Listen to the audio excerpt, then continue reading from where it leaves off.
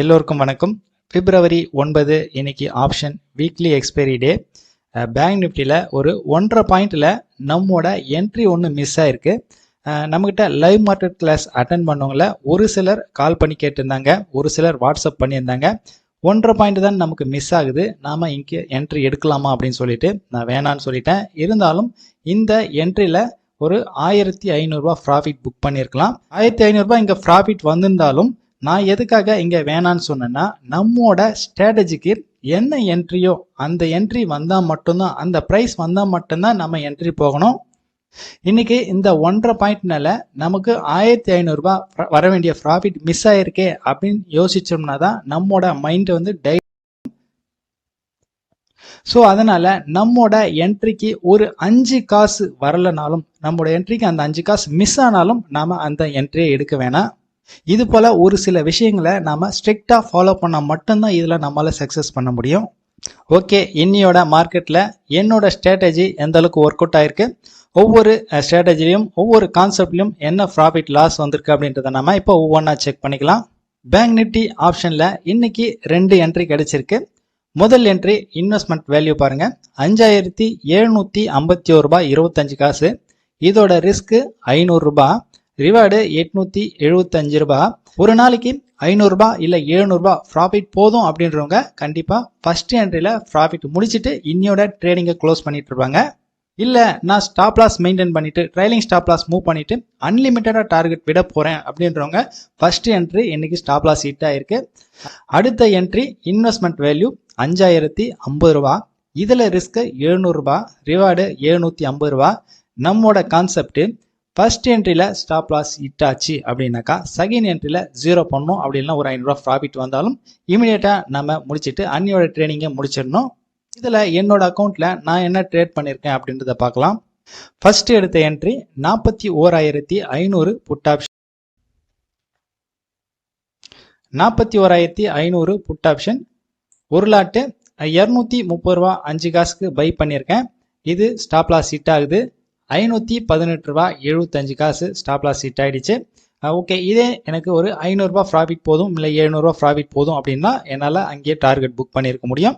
First entry இங்கே stop loss hit ஆனதுனால நம்மளோட கான்செப்ட் படி செகண்ட் என்ட்ரி போயிட்டு அந்த லாஸ் ரெக்கவர் பண்ண முடியுமா, இதுதான் நம்மளோட கான்செப்ட் இல்லைங்களா. ஸோ அந்த கான்செப்டில் 41400 புட் ஆப்ஷன் எடுத்திருக்கேன் 202 ரூபாயில்.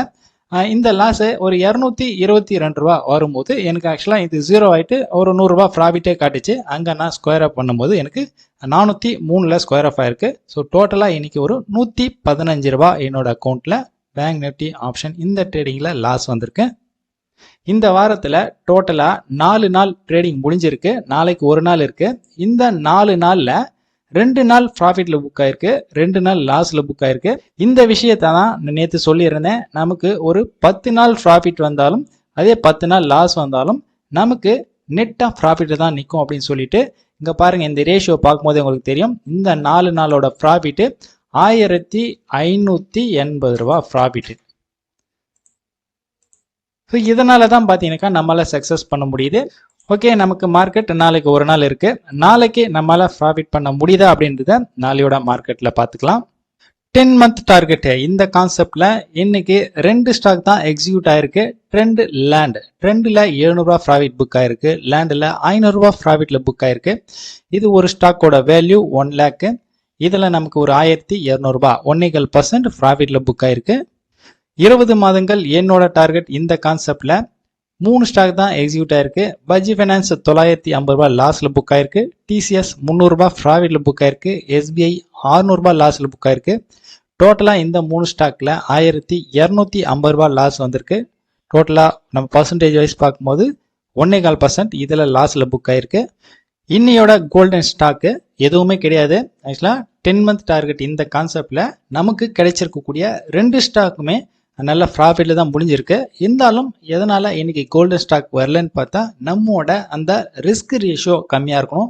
ஆனா இன்னைக்கு கிடைச்ச 2 ஸ்டாக்குமே ரிஸ்க் ரேஷியோன்றது பார்த்தீங்கன்னாக்கா சரியா இல்லை, அதிகமா இருந்தது. அதனால எந்த ஒரு ஸ்டாக்கும் கோல்டன் ஸ்டாக்கா நான் இன்னைக்கு எடுக்கல.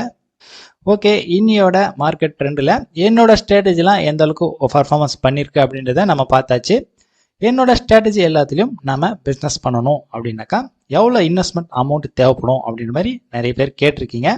ஓகே, இப்போ பேங்க் நிஃப்டி ஆப்ஷனில் நம்ம ட்ரேட் பண்ணணும் அப்படின்னா எனக்கு பை ஆர் செல் ஆர்டர்லாம் பிளேஸ் பண்ணுறதுல எந்த ஒரு ப்ராப்ளமும் இல்லை, என்னால் ஸ்பீடாக பண்ண முடியும் அப்படின்றவங்க ஒரு 6000லேருந்து 10,000 ரூபா வச்சுக்கிட்டோம் அப்படின்னாக்கா இந்த பேங்க் நிஃப்டி ஆப்ஷன் ட்ரேடிங்கை நம்மளால் பண்ண முடியும்.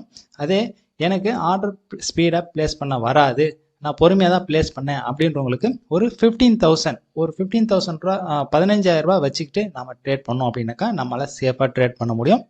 அடுத்து 10 மந்த் டார்கெட்டு, இந்த கான்செப்டில் நாம் குறைஞ்சபட்சம் 10 மந்த் டார்கெட் இந்த கான்செப்ட் எடுத்துக்கிட்டாலும் சரி, ஒரு 20 மந்த் டார்கெட் இந்த கான்செப்ட் எடுத்துக்கிட்டாலும் சரி, ஒரு 25,000 ஆச்சும் இருந்து நம்ம ட்ரேட் பண்ணோம் அப்படின்னா தான் நமக்கு ஓரளவுக்காச்சும் ரிட்டர்ன்ஸ். ஈக்விட்டியை பொறுத்த வரைக்கும் நம்ம எவ்வளோ அமௌண்ட் வச்சு ட்ரேட் பண்ணுறோமோ, இப்போ உதாரணத்துக்கு நம்ம 1,00,000 ரூபா வச்சு ட்ரேட் பண்ணுறோம் அப்படின்னாக்கா இந்த மாதம் 10% ப்ராஃபிட்னும் போது நமக்கு 10,000 ரூபா ப்ராஃபிட் வரும். அதே நீங்கள் 10,000 ரூபா வச்சு ட்ரேட் பண்ணும்போது 1000 ரூபாய் ப்ராஃபிட் வரும். ஸோ இதுதான் டிஃப்ரெண்ட்டு. மற்றபடி அமௌண்ட் வந்து அதிகமாக இருந்தால் தான் நம்மளால் ட்ரேட் பண்ண முடியும் அப்படிலாம் கிடையாது. ஒரு 25,000 25,000 வச்சுக்கிட்டு ட்ரேட் பண்ணோம் அப்படின்னாக்கா ஓரளவுக்கு ரீசெண்டான நமக்கு ஒரு ரிட்டர்ன்ஸ் வந்து மந்த்லி கிடைக்கும். அடுத்து கோல்டன் ஸ்டாக்கு ஒரு 1000 ரூபா வச்சு கூட நம்மளால் ட்ரேட் பண்ண முடியும். ஸோ இதுக்கு முன்னாடி சொன்ன அதே கான்செப்ட் தான். 10,000 ரூபா வச்சு ட்ரேட் பண்ணும்போது 10% தான் நமக்கு 1000 ரூபாய் ப்ராஃபிட்டு. 1000 ரூபா வச்சு ட்ரேட் பண்ணிங்கன்னா உங்களுக்கு 100 ரூபாய் ப்ராஃபிட்டு. இதுதான் டிஃப்ரெண்ட்டு.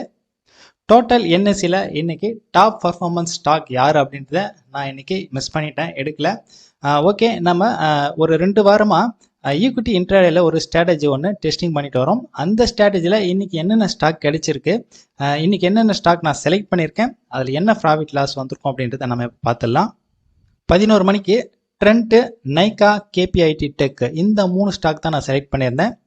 ட்ரெண்ட் 1329 ரூபா 90 காசு ஹை, பிரேக் ஆகலை. லோ 1271.55 லோ பிரேக் ஆகலை. 1325 ரூபா 65 காசு இங்கே ஹை பிரேக் ஆகுது. ஹை பிரேக் ஆன பிறகு நமக்கு இங்கே 1% டார்கெட் தாராளமாக அச்சீவ் ஆயிடுச்சு. அதே டைமில் ஸ்டாப் லாஸ் ஹிட் ஆகாம. நைகா 153.35 ஹை பிரேக் ஆகலை. 151.50 லோ பிரேக் ஆகலை. இங்கே 151.60 லோ பிரேக் ஆகிட்டு நமக்கு 150.10 1% எடுத்து இங்கே தாராளமாக 1% டார்கெட் அச்சீவ் ஆயிடுச்சு. கேபிஐடி டெக்கு 830 பிரேக் ஆகலை, 820.60 பிரேக் ஆகலை, 28.15 பிரேக் ஆகலை, 23 ஆகலை, 25 ஆகலை, 825 பிரேக் ஆகுது. பிரேக் ஆகிட்டு 823 25 35 ஸ்டாப் லாஸ் ஹிட் ஆகுது. நம்ம ரிவர்ஸ் இங்கே போயிருந்தோம்னா இந்த லாஸ் இங்கே ரெக்கவர் ஆயிருக்கு. ஸோ இன்னைக்கு கேபிஐடி டெக்கில் 0, no gain no loss. Nykaa 1% profit, Trent 1% profit, டோட்டலாக நமக்கு 2% இதில் இன்னைக்கு ப்ராஃபிட் வந்திருக்கும். ஓகே, இன்னையோட மார்க்கெட் நல்லபடியாக முடிஞ்சுது.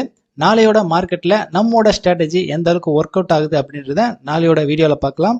பாய்.